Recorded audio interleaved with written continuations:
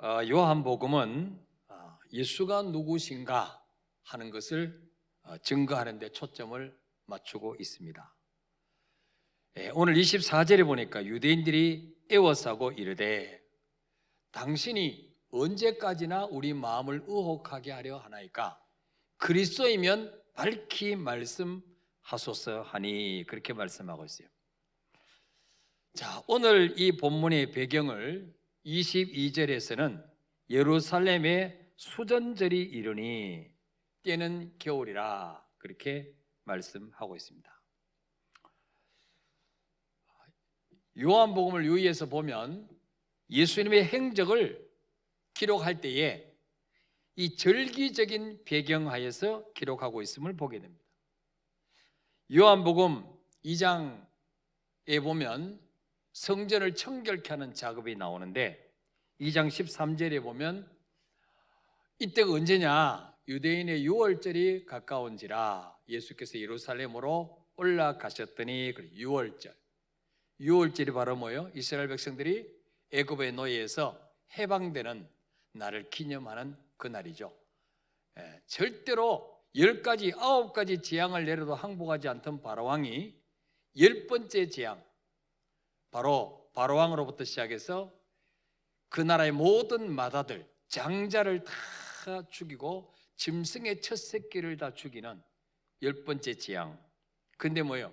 이스라엘 백성들에게는 어린 양을 잡아서 피를 문 인문과 문설주에 벌겋게 발라놓으라 그랬어요.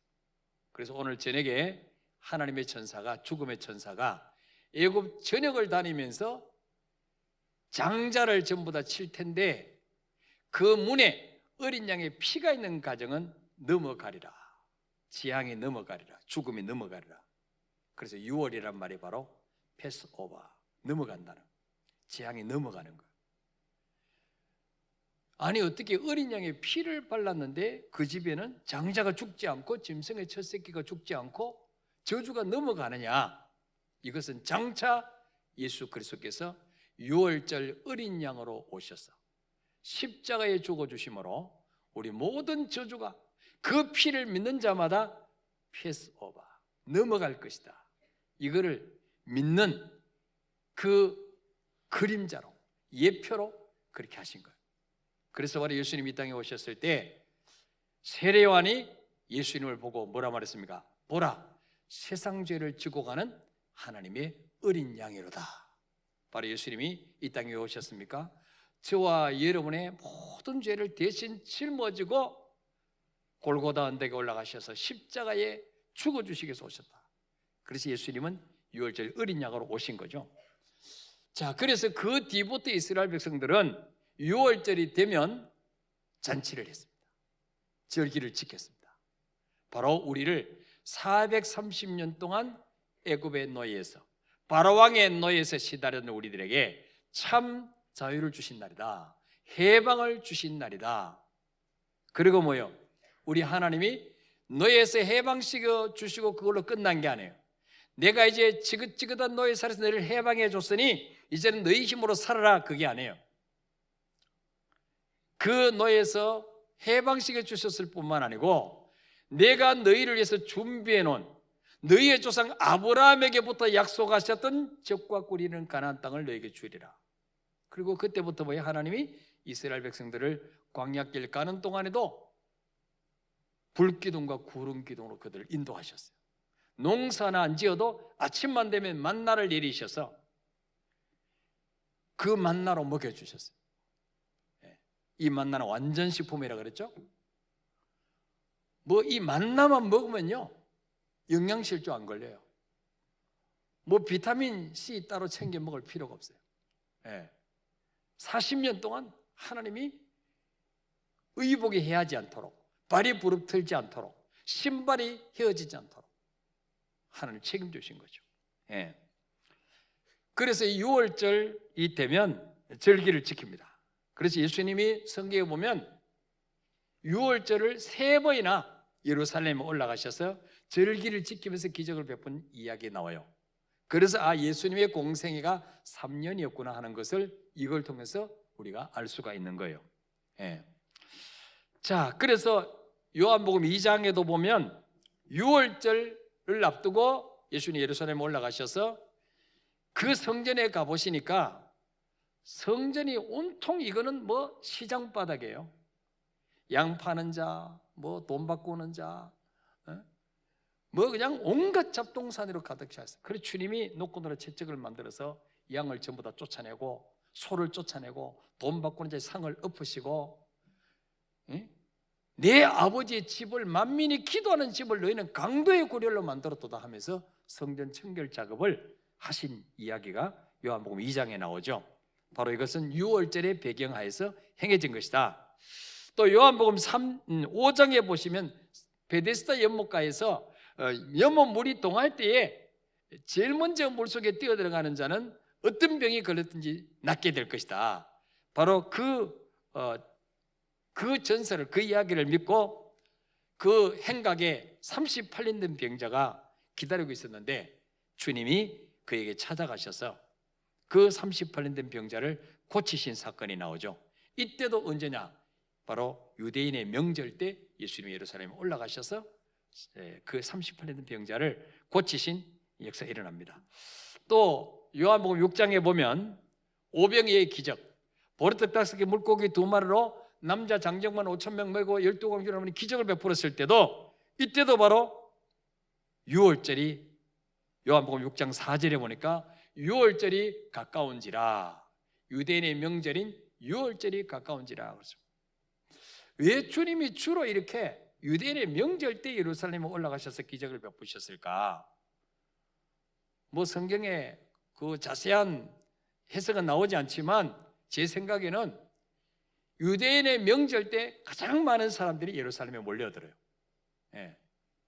그래서 가장 많은 사람들 앞에서 예수가 그리스도이심을, 예수가 바로 하나님이 보내신 지금까지 이스라엘 백성들이 기다렸던 그 메시아, 그 구원자가 바로 예수님이심을 밝히 드러내기 위해서는 갈릴리 시골 사람 몇 명 안 되는 거기서 이 보여줘가지고는 너무 더디니까, 그래서 아마 명절 때 예루살렘, 이스라엘의 수도인 예루살렘에 올라가셔서 주로 기적을 베푸신 것이 아닌가, 그런 생각이 듭니다. 그 다음에 요한복음 7장에도 보면 2절에 보니까 유대인의 명절인 초막절이 가까울 때, 이때 또 주님이 예루살렘에 올라가셔서 7장 37절 38절에 보니까 명절 끝날 곧 큰 날에 예수께서 서서 외쳐 이르시되 누구든지 목마르거든 내게로 와서 마시라. 나를 믿는 자는 성경 이름과 같이 그 배에서 생수의 강이 흘러나리라. 바로 예수님 뭐요? 우리에게 영원한 생수를 주시려고 이 땅에 오신 분이다. 이 땅의 것 온갖 것을 다 마셔도 갈증이 생기는데 수가성 여인처럼 5명의 남자 살아보고 6번째 남편과 살지만 여전히 목말라 하던 그 여인에게 주님 만나고 난 후에 그 여인이 정말 참 평안과 만족을 얻은 것처럼 주님이 바로 목마른 자들에게 생수를 주러 오신 분이다. 어떤 방법으로? 자신의 몸을 터뜨렸어. 자신의 몸을 갈갈이 찢어서 영원한 생수를 주시기 위해서 오신 분이다 하는 것을 7장에서 말씀하셨는데, 이때도 바로 유대인의 명절인 초막절이 가까울 때 행하신 일이라는 것이죠. 자, 오늘 본문에도 보면 22절에 예루살렘의 수전절이 이르니 때는 겨울이라. 바로 주님이 이 유대인의 명절인 수전절 때 예루살렘에 오셨어요. 그래서 솔로몬 행각을 다니실 때 유대인들이 당신이 정말 그리스도가 맞습니까? 그러면 밝히 말하시오. 이런 일이 벌어졌다는 거죠. 자, 그렇다면 수전절은 어떤 날인가? 수전절, 우리가 잘 모르는 절기죠. 이 수전절은 바로 주전 2세기경, 예수님이 이 땅에 오시기 약 200년 전에 이 시리아의 총독 안티오쿠스 에피파네가 예루살렘을 침공했어요. 그래서 하나님의 성전을, 예루살렘 성전을 점령하고 그 성전에 제우스 신상을 세웠어요. 하나님의 성전에, 하나님께 예배드리는 하나님의 성전에 제우스 신상을 세우고, 그 다음에 하나님께 양을 잡아서 제사를 드리는 그 번제단에서 돼지를 제물로 잡아서 돼지 피를 제우스 신에게 드리는 치욕적인 사건이 있었어요. 여러분, 돼지는 유대인들이 아주 부정하게 여기는 짐승이에요. 구약의 하나님이 먹지 말라는 짐승이에요. 예. 그런데 하나님의 성전에 제우스 신상을 세우는 것부터 이거는 하나님에 대한 모독이요, 이거는 하나님에 대한 도전인데, 돼지를 잡아서 돼지 피로 제우스 신에게 제사를 드렸으니까 이거는 유대인들에게 완전히 치욕적인 사건이에요. 그래서 유대인들은 이런 모욕적인 박해로부터 구출해 줄 구원자를 고대했습니다. 과연 이 치욕적인 사건을 누가 해결해 줄 것인가? 하나님이 구약시대부터 메시아를, 구원자를 보내주시라고 했는데 과연 어떤 분이 이때 나타나셔서 우리 민족을 이 울분에서, 이 시리아의 치욕에서 건져내 줄 자가 있을까? 그렇게 고대하고 있을 때에 바로 그때 나타난 구원자가 바로 뭐예요? 유다 마카비라는 사람, 마카비. 이 마카비라는 사람이 나타나서 시리아군을 격퇴하고 성전에 설치되어 있던 제우스 신상을 부숴버리고 성전을 청결케 하는 작업을 했습니다. 이때가 바로 뭐예요? 하나님의 성전이 모독당한 지 3년 만에 회복된 거. 3년 만에. 이 역사적인 사건이에요. 예. 자, 이것을 기념해서 이스라엘 백성들은 그 마카비가 군대를 결성해서 시리아군을 몰아내고 성전을 청결케 한 이 날을 기념해서 명절로 지켰어요. 이것이 유대에서는 하누카라 그래요. 하누카. 지금도 지키고 있어요. 이 하누카, 이게 바로 수전절이에요. 수전절. 예. 자, 이런 배경하에서 유대인은 그 수전절 날에 예수님을 애워싸고 언제까지 우리 마음을 의혹해 하려고 하십니까? 당신이 정말로 그리스도여든 구원자거든 밝히 말하시오. 헷갈리게 만들지 말고. 예. 이 말의 의미가 무엇입니까? 우리는 지금 유다 마카비가 시리아를 격퇴하고 우리에게 승리를 가져다 준 것 같이 지금 로마의 식민지로 이 당시에 이스라엘이 있는데 그 세계 최대 강대국 로마를 격퇴하고 우리를 그 속박에서 구원해 줄 메시아를 기다리고 있습니다. 그 구원자 그리스도를 기다리고 있습니다. 당신이 바로 그분인지 아닌지 밝히 말해 주시오. 바로 그 말이에요. 예. 자, 예수님은 그들에게 만족할 만한 답을 주실 수가 없었습니다. 왜 그러냐? 그들이 기다리는 메시아, 그들이 고대하는 그리스도는 어떤 그리스도냐? 정치적인 그리스도. 바로 모세가 이스라엘 백성들을 애굽에서 해방시키는 지도자 역할을 한 것처럼 바로 마카비가 시리아의 손에서 이스라엘 백성을 건져낸 것처럼 로마의 식민지에서 이스라엘을 건져줄 메시아가 바로 당신입니까? 아닙니까? 확실히 말하시오. 그렇게 지금 예수님께 재촉한 것입니다. 자, 예수님은 분명히 메시아로 오셨어요. 그리스도로, 구원자로 오셨어요. 그러나 그들이 바라는 정치적인 그리스도는 아니랐다는 거죠. 예수님이 오신 목적은 이스라엘 백성을 잘 먹고 잘 살게 하러 오신 게 아니고 로마의 식민지에서 해방시키주러 오신 게 아니고 인간의 죄 짓고 하나님을 버려서 하나님과 관계가 원수가 됐는데 이 하나님과 관계를 회복시켜 주시기 위해서 인류의 모든 죄를 대신 짊어지고 죽으심으로 하나님 만나는 길을 열어주셔서 바로 에덴에서 우리 인간이 누렸던 하나님과 관계, 이걸 회복시켜 주기 위해서 오신 메시아라는 거죠. 그리스도라는 거예요. 예. 그러니까 뭐예요? 그들이 원하는 메시아가 아니에요. 그러니까 예수님을 그 유대 지도자들이 십자가에 못 박아 죽인 이유가 바로 그거예요. 분명히 이분이 오셔서 죽은 자를 살리고 병든 자를 고치고 소경을 보게 하시고 풍랑을 꾸실 때 잔잔케 되고 이분이 보통 분이 아니에요. 예. 그런데 정치에는 관심이 없는 거예요. 정치에는 관심이 없는 거예요. 예. 그래서 어떤 분들은 그래요. 가룟 유다가 예수님을 정치적인 메시아로 믿고 따라다녔는데 이분이 왕이 되면 한자리 할 걸로 생각하고 했는데 도대체 이분이 하실 생각을 안 하고 있으니까 뭔가 좀 정치적인 뭐 쿠데타를 일으켜갖고 뭔가 좀 로마를 좀 이렇게 무찌르고 이런 좀 기미가 있어 보이는데 한 3년 따라다녔는데 어느 날 주님이 내가 얼마 안 있으면 예루살렘에 올라가서 장로들과 대제사장들에게 핍박을 받고 십자가에 죽을 것이다. 그런 말씀 하시니까 기대가 다 무너진 거죠. 아마 12 제자들도 거의 다 주님이 정치적인 메시아로 믿고 이분이 왕이 되면 우리는 한 자리 할 거야. 그 야망을 가지고 배와 그물을 버려두고 주님을 쫓아다닐 수도 있어요. 예.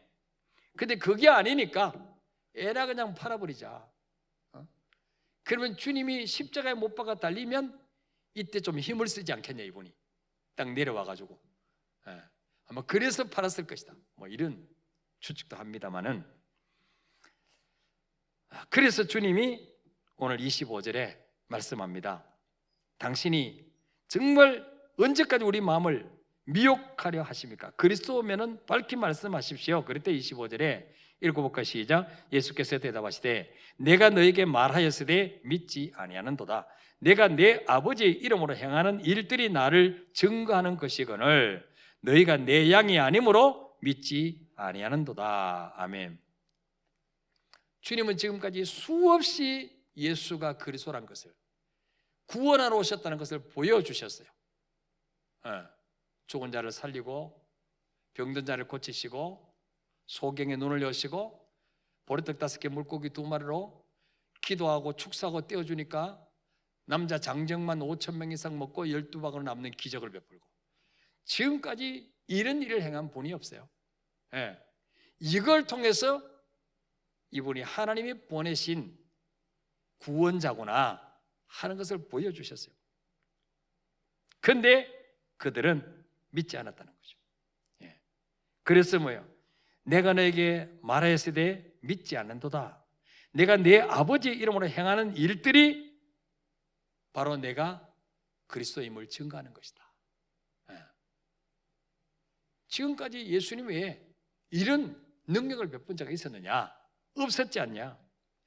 그런데 뭐예요? 너희는 내 양이 아니므로 믿지 아니하는도다.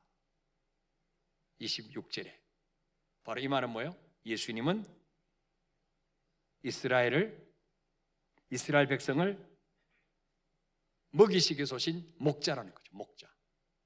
너희는 양인데 내 양이 아니야. 내 양이 아니니까 나를 믿지 않는다. 내가 너에게 수없는 기적을 베풀고 하나님이 보내신 사람이라는 것을 수없이 가르쳤는데 너희들은 내 양이 아니기 때문에 안 믿는 거야. 지금도 우리가 전도하는데 안 믿는 사람 뭐예요? 하나님의 양이 아니거나 아니면 선택받은 백성인데 아직까지 때가 안 됐거나 둘 중에 하나죠. 그러면서 27절에 내 양은 내 음성을 들으며 나는 그들을 알며 그들은 나를 따르느니라. 바로 주님의 양은 주님의 음성을 듣는다. 양은 목자의 음성을 알아요. 우리 지난 주일에 이야기했죠. 주님이 양의 문이다. 그리고 양을 우리에서 불러낼 때 한 명 한 명 이름을 부른다 그랬어요. 갑순아 이리 나와 그러면 하면서 나오고, 아랑아 이리 나와 하면서 나오고, 다 양들 이름을 다 붙여놨어요. 근데 옆집 양은 이 목자 음성이 내 목자가 아니야. 그럼 안 따라가. 그 목자 안 따라가는 거죠. 그렇게 지금도 누구나 말씀대로 순종할 수 있는 게 아니에요. 누구나 예수 믿을 수 있는 게 아니에요. 하나님의 양만 주님의 음성을 듣고 따라가는 거죠. 지금 우리 그림 1:1 양육반 훈련받는 분들이 열심히 무차별로 전도하고 있는데, 어떤 분은 그렇게 전도해도 안 믿는 거죠. 하나님 존재 자체를 안 믿는 거죠. 자기는 진화론을 믿는다는 거죠. 진화론은 뭐예요? 조그만 아메바가 점점 진화해서 원숭이가 되고 그 다음 원숭이가 사람이 됐다. 이게 맞으면 지금도 동물원에 있던 원숭이가 사람이 됐다는 것을 신문에 나와야 돼요. 저는 60 넘도록 살아봤는데 한 번도 그런 기사를 뉴스를 본 적이 없어. 원숭이가 사람이 됐다는 거. 우리 조 장로님 원래 84세인가 5세대인데 조 장로님 혹시 들어보셨어요? 원숭이가 사람 됐다고? 그런 뉴스 들어보신 적 있어요? 아니, 우리나라 말고 저 해외 토픽에도 그런 거 들어보셨어요? 없어요. 창세기 보면 하나님은 식물도 채소도 각각 그 종류대로 만드세요. 각각 종류대로. 딱 종류대로 만드신 거예요. 진화론을 믿는다는 사람은요, 자기 조상은 원숭이라는 거예요. 자기 조상이 원숭이. 스스로를 뭐요? 격화시키는 거죠.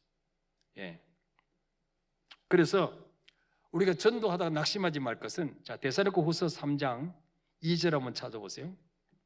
데살로니가후서 3장 2절 335쪽이에요.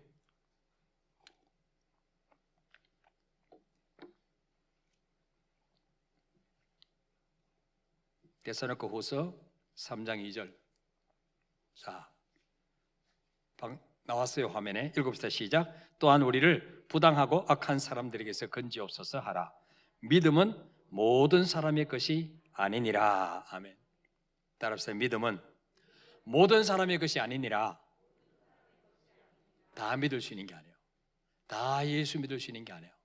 다 지옥과 천국이 믿어지는 게 아니에요. 그리고 요한복음 3장 3절에도 너희가 물과 성령으로 거듭나지 아니하면 하나님 나라를 볼 수가 없다. 또 5절에서는 하나님의 나라에 들어갈 수 없다. 거듭나야 돼요.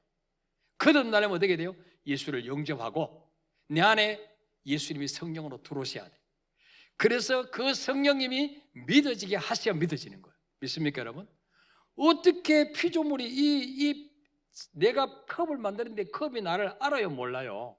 몰라요. 우리 인간은 대단한 존재가 아니에요.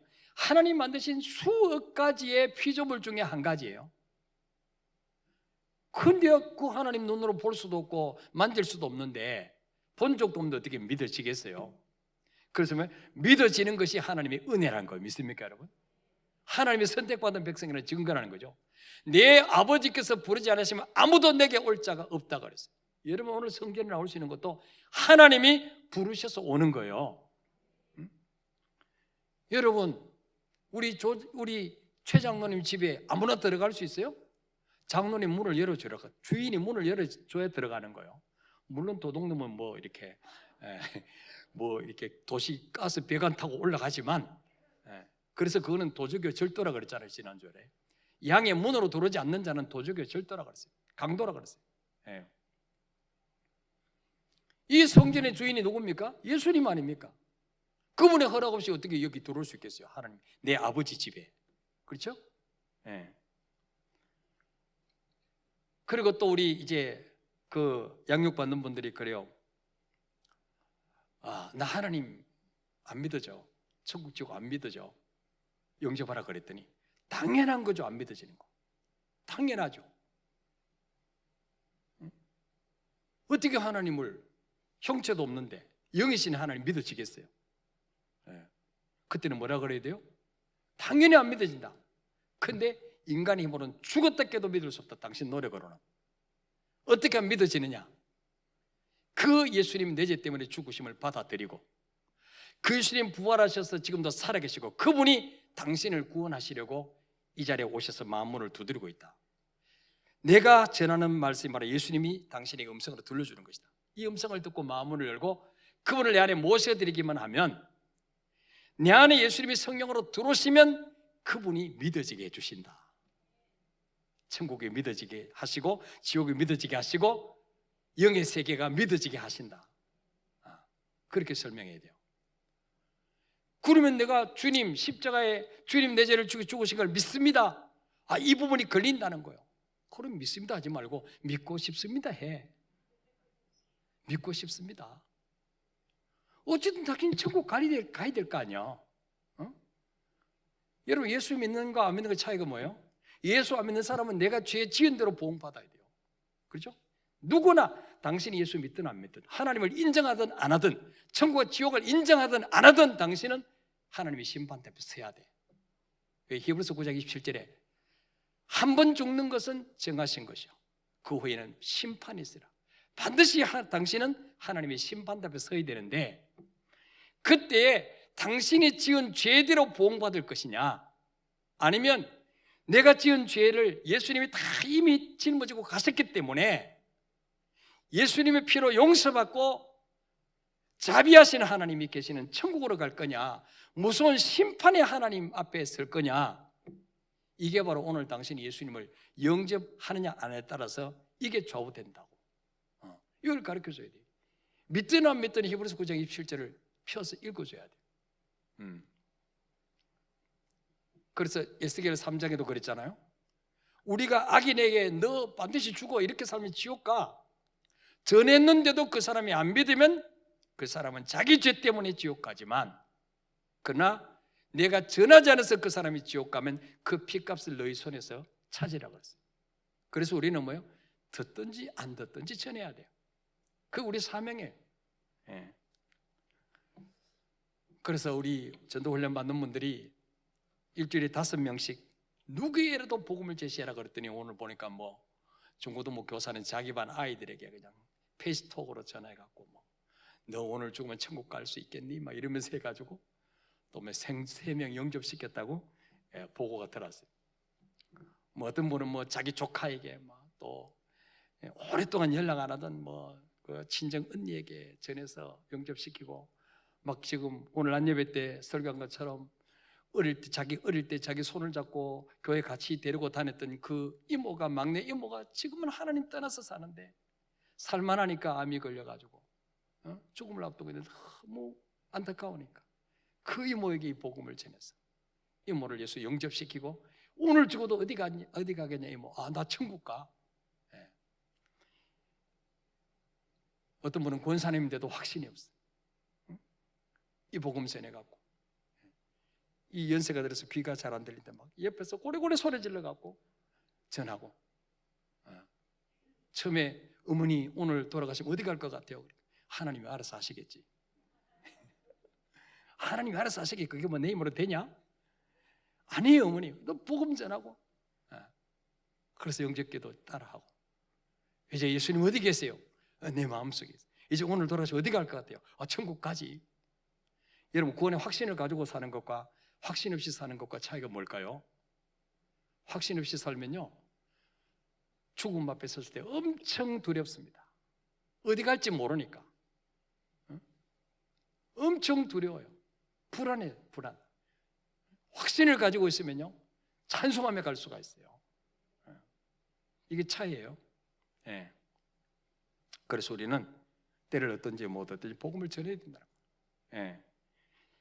지금 하나님 보실 때 이스라엘 백성들이 로마의 식민지로 가 있는 이유가 무엇입니까? 하나님이 이스라엘 백성들을 제사장 국가로 만드셨어요. 선택하셨어요. 제사장 국가로 삼아서 하나님의 살아계심을 증거하고 보여주라고 세웠는데, 그 일을 하지 않으니까 하나님이 세계 최대 강대국인 로마의 식민지가 되게 만드셔서 그 모든 길은 로마로 통했는데, 그 로마를 통해서 복음이 증거되기를 원하시는 거예요. 그러니까 하나님과 관계가 먼저 회복되면 식민지에서 해방되는 것, 가난에서 해방되는 것 다 따라오는 건데, 이 사람들은 그걸 모르고 뭐예요? 우선 현실적인 욕구만 해결해 줄 메시아를 기다리고 있었다. 지금도 마찬가지예요. 시간 같습니다. 여기까지 합시다.